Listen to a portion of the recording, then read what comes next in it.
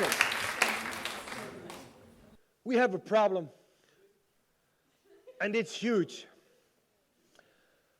We need to get off of this planet before it's too late. And with we, I mean us, the human species. In order to do that, we need to stop staring at our belly button all the time. Because if you keep staring at your belly button for too long, even a navel fluff becomes a problem. So, we have a problem, and it's huge. Luckily, every problem has a solution. If a problem doesn't have a solution, it's not a problem. It's a fact. In that case, I'm inclined to say, quaiamo, quit whining about it and move on. So yes, we have a problem, and it's huge, but we also have a solution, and it's great. So, how do you tackle a problem of this magnitude? I use the problem analysis checklist, or PAC. It consists of 7 open questions. 1, what is the problem? Obviously. 2, what causes the problem? 3, what are the consequences of the problem? 4, what do we need to do to solve the problem? 5, who needs to do it? 6, when does it have to be ready? And last but not least, 7, what can we do to prevent us from making the same mistakes again? So, let's make a little journey, shall we? Let's look at it. Welcome to Futurology for Fanatics, because I can tell you up front, there's hope for the future of man, ape, and mother planet. Okay, let's check it out then, shall we? What is the problem? Well, that's interesting that you ask me that. What is the problem? Welcome to an indifferent universe. We are under external and internal threat. When I say welcome to an indifferent universe, I want to point out that the universe doesn't care about you or me. Doesn't care about anything, really. The universe is fundamentally indifferent about us. For example, our sun, in about 5 billion years, will have used up all its fuel. It will die out, and in the process, it will swell up like a big red balloon and engulf half of the planetary system, including Earth. Earth will evaporate. It will be gone. That doesn't really matter, because in about 1 billion years, the sun will have become too hot, and our oceans will evaporate. Can't live without water. And even that, well, then you have the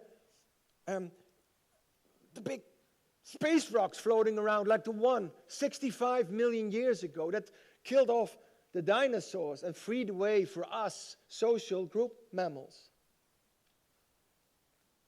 There's also, by the way, a supervolcano in Yellowstone Park that's ready to pop. And when that happens, we're not ready. Those are external threats that are going to happen anyway.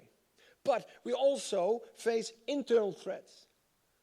Because we, the human species, have a tendency to use our technology for good, but also for bad.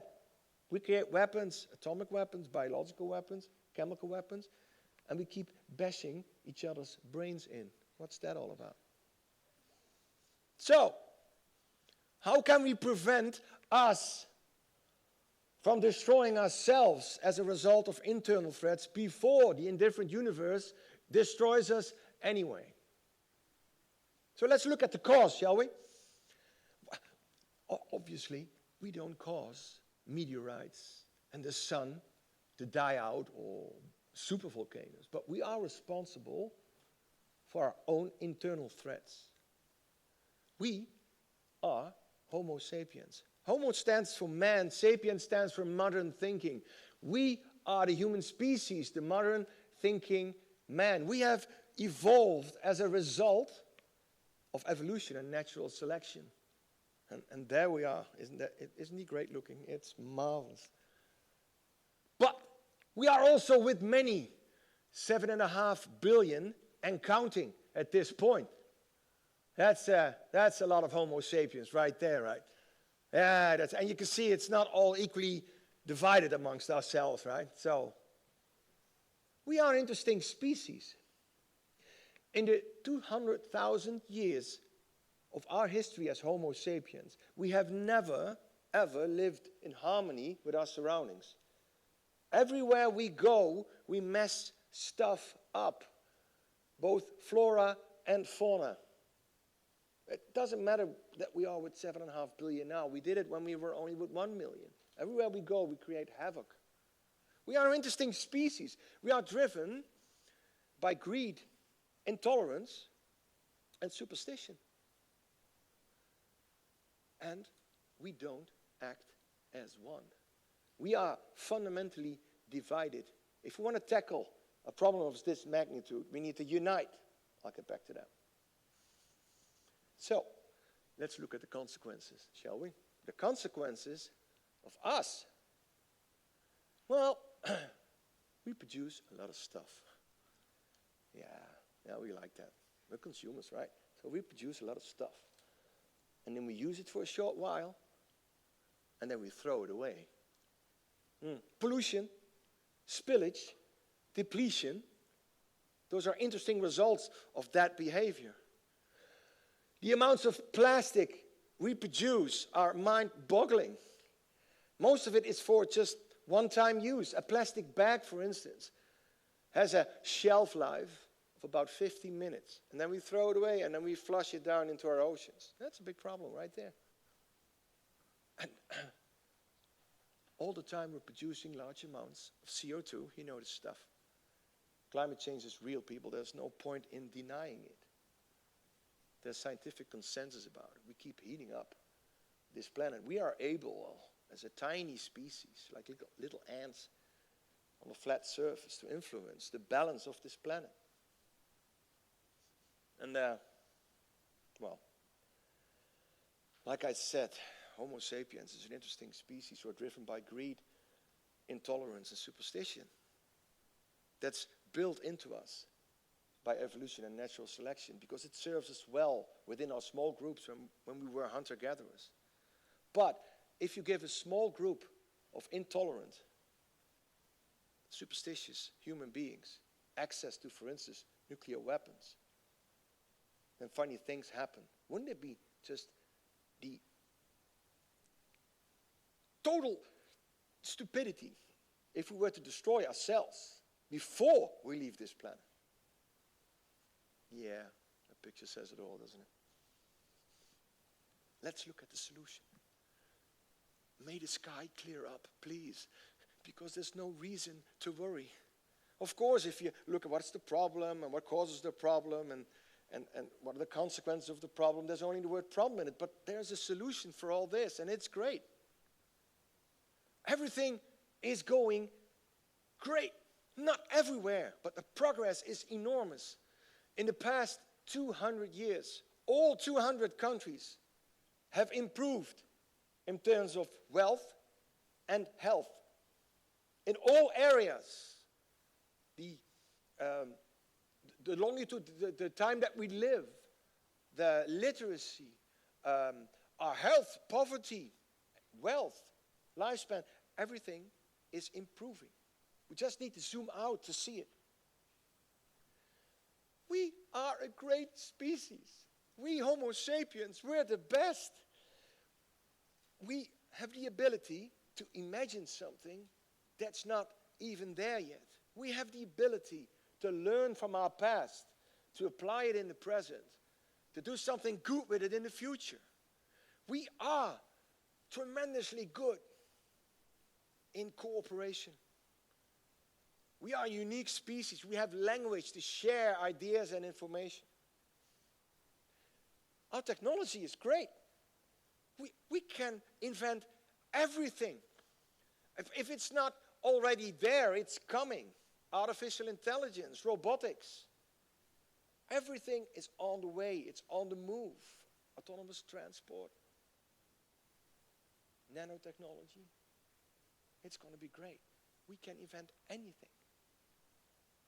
For instance, an example, that sun that I was talking about earlier, it's been sending, just try to get your mind behind this. For about 5 billion years, our sun has been sending us the energy equivalent of 10,000 barrels of oil per second per person. So we should start plugging to alternatives for coal and gas and oil. So what do we need to do? Snap into gear. I can see it on your faces. You want to do something. Well, there you go. First of all, we must ask ourselves, are we a successful species? If we are prone to greed, intolerance, and superstition, and we keep bashing each other's brains in, is that the definition of success? I think not. These things were programmed into us when it suited us, when we were hunter-gatherers in small groups. But now we have to think big. So we're not successful if we keep on doing that. So we have to outgrow our DNA. We must stop staring at our screens all the time. Mass media will make you worried. There's this big journalistic law that says, if it bleeds, it leads. Journalists don't like averages. They like extremes. They don't like positive stuff. If 9 out of 10 things go well, mass media will emphasize the one that doesn't, to make you guys worried. To give us the impression, well, the world is going down, but it's not. It is not. We must start limiting the amount of information that we take in. We all suffer from information overload. And we must unite. We are, as a species, fundamentally divided. We must go from fundamental division to global unification if we want to tackle this problem. So, let's talk about planning, shall we? Now it becomes interesting. When does it have to be ready? First, please, we as a species, we need to grow up. Just try to imagine the human species as one organic entity. Are we adults? No, we're not adults. We're still hormone-dwelled adolescents. We're still in puberty. We still keep bashing each other's brain in, and we're not looking further ahead than our primal nose is big. So we need to grow up first, become adults. Let's take about 100 years for that, shall we? In the meanwhile, we can go to the moon and we can go to Mars, and we're already practicing that. That's fine. But then the real fun starts, because we have to look further ahead. There you go. And then one back. We have to look further ahead than we ever dared before. Because if you dare to look ahead about 100 years, why not 1,000 years? Why not 10,000 years? If we extrapolate the way technology is developing, the sky is not the limit. So, let's see what we can do for the next 1,000 years. We have to go out into space. I'm not saying that we have to leave Earth per se. We have to preserve the planet. We have to make it a ground, not an end station, not a last stop, but a ground station, a home base from which to visit the stars. Is that a naive idea? No, it's not. If we want to go out into space, we only have to solve a few minor details, like environment and gravity and radiation. But the technology is already developing exponentially, so that's no problem at all. In my vision, we have to create big space carousels that create their own gravity, and with a sustainable, durable environment, which can contain 100,000, maybe hundreds of thousands, maybe even millions of people, and just send them out. If you look 10,000 years ahead, there's no limitations to what we can do. We can not only occupy the planetary system, we can occupy other planetary systems, and in the end, maybe even leave our own star system. So, that all being good, what do we do to prevent us from making the same mistakes again? First of all, we must realize we are with many, we are with 7.5 billion and counting, but we still all occupy small groups. We are still occupying small groups about the same size as the groups of when we were hunter-gatherers for millions of years. These are the groups of family, household, friends, colleagues, and teammates. 5 to 15 persons. Within those small groups, we share and grow every sentiment. We complain a lot there as well. So we have to realize that we're still in small groups. And within these small groups, our orientation is what I call super-locale. We are suffering from super-locality in terms of both time and geography. In terms of time, we rarely look further ahead than, let's say, that oopchik party next week, or maybe the summer holiday next year. That's just about it. In terms of geography, we rarely go beyond the borders of our street, our house, our village, our town.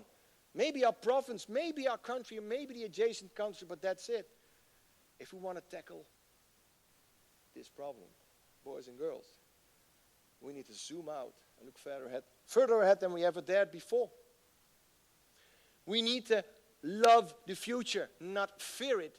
And we need to start telling the story. We need to start sharing this story amongst ourselves within our small groups. So, I have, of course, a personal message for you guys. What can you do? There's 3 things that you guys can do from now on. First, be skeptical and critical. If somebody claims something in your group, ask open questions. What, how, when, especially why. Use the scientific method if you can. Use science if somebody says something that makes you worried. 2, emphasize the positive before you tackle the negative. There's always something good about something. Mention it before you start tackling the stuff that can go better. Think in solutions.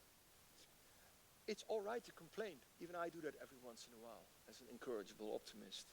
But what's the added value of complaining if you don't add a practical solution to it? Because that's what we do best as human beings. So, be skeptical and critical. Emphasize the positive. Think in solutions. It's the only way, people. It all starts with you, right now, right here. And I can tell you, it's the only way to get off this planet before it's too late. And to conclude, the universe is indifferent about us. But we are human beings. We are conscious beings. So don't be indifferent. Don't be ignorant. Don't be irrelevant. Because a universe filled with technology, but without consciousness, without somebody wondering about the beauty of it all, is in itself irrelevant. Think about it. Good luck, guys. Thank you.